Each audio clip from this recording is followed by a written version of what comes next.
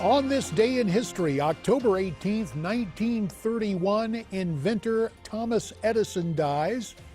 October 18th, 1867, the United States takes possession of Alaska.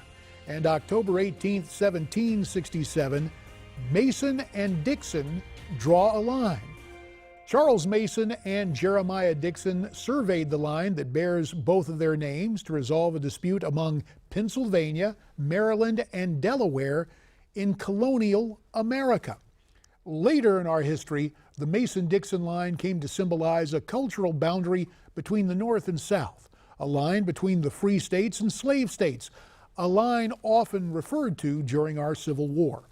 In that conflict, Clara Barton served as a nurse and after the war eventually founded the American Red Cross. Ironically, her home in Glen Echo, Maryland sat a little south of the Mason-Dixon line, and Clara Barton's home is today's American Place.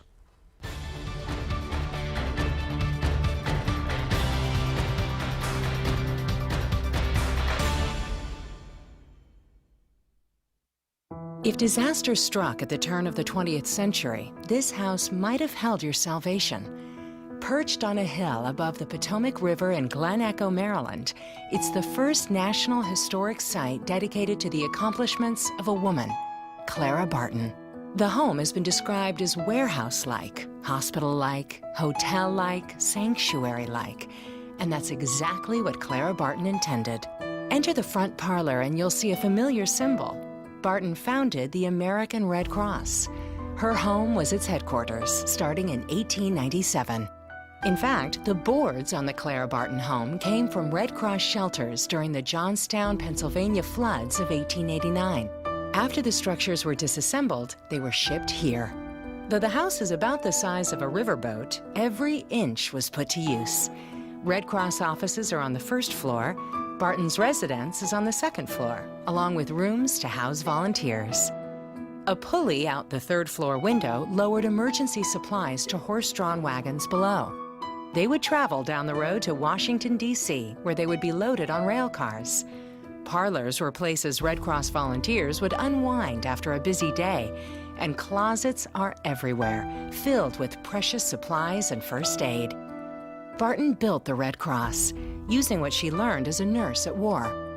During the Civil War, she gained fame setting up field hospitals to tend to the wounded at battles like Bull Run and Antietam, work which earned her the nickname Angel of the Battlefield. She wrote of the need for the American Red Cross. Philanthropy has been grafted onto the wild and savage stem of war. Clara never married. Her life was dedicated to helping those in need during wars and natural disasters like tornadoes, earthquakes, and hurricanes. Wherever there was suffering, Barton intended to lend the hand of God, all from within these walls. I'm Lucy Celia, and this is An American Place on Newsmax TV. Clara Barton, a remarkable woman with a remarkable home. Now, before you and I part company, let's take a look back at Donald Trump campaigning in Green Bay, Wisconsin last night. They even want to try to rig the election at the polling booths. And believe me, there's a lot going on. Do you ever hear these people? They say there's nothing going on. People that have died 10 years ago are still voting. Illegal immigrants are voting. I mean, where are the street smarts of some of these politicians? So many cities are corrupt and voter fraud is very, very common. Just said, well, then it's a rigged system. Didn't they? But you have to say, we figured it out, right? We figured it out.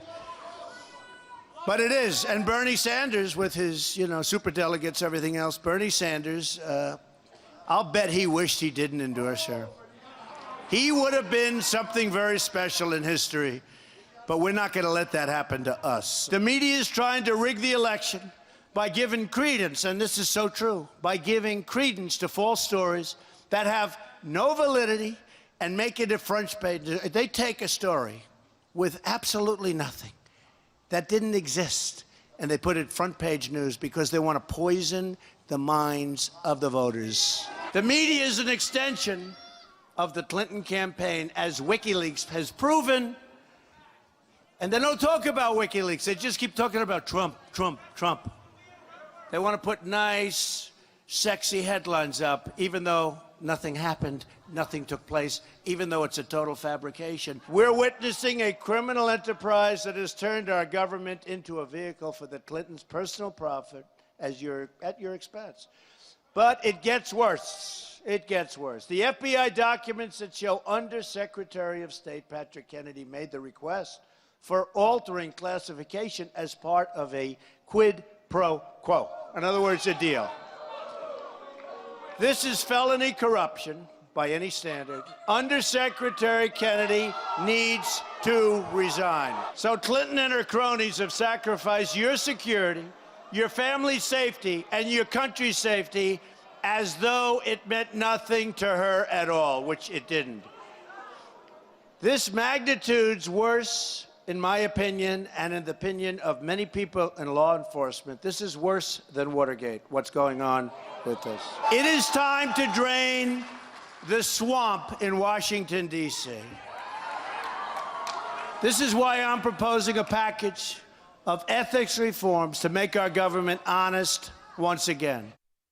Donald Trump last night in Green Bay, Wisconsin, his policy statement there on ethics reform is something that I, for one, hope he will talk about tomorrow night during the debate. But I want to talk to you right now at 1-877-NEWSMAX. That's 1-877-639-7629. Out to Las Vegas, Sherilyn is on the line. And Sherilyn, I understand you're a first-time voter. Yes, I am, and I'm a senior citizen, and I'm afraid to go to the polls because I don't want to get hurt. And I mailed mine in, and I called the voter registration because I had a question for them. I asked them how this works, because I'm worried how my vote is counted. And she says that they go into a vault, and then they at right after 7:00 p.m. on election day, they count the votes.